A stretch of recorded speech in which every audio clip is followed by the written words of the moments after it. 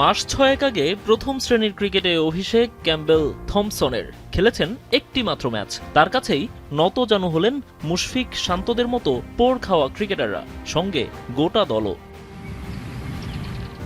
Australia কেন খেলার সুযোগ দেয় না বাংলাদেশ দলকে?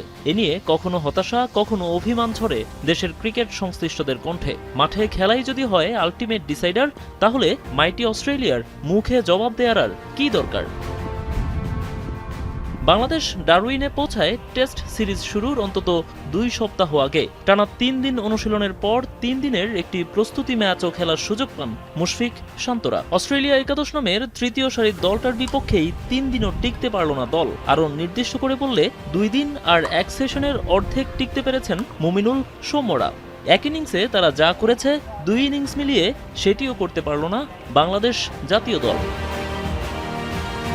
মেহেদী মিরাজের সেঞ্চুরিতে প্রথম ইনিংসের ব্যর্থতা কিছুটা ঢাকা গিয়েছিল। 263 রানের জবাবে অজি একাদশ 1 সেঞ্চুরি আর 2 50-তে তোলে 355 রান, লিড পায় 92 রানের।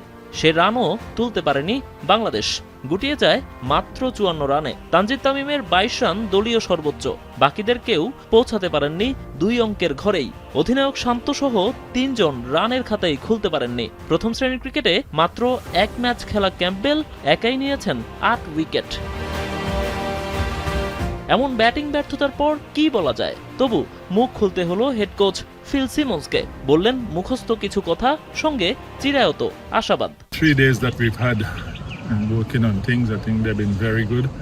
I think we let ourselves down with the bat in this practice match, and you look at how we got out and it wasn't nice, but I think that we have 3 days to work on what we have to do properly in the test match.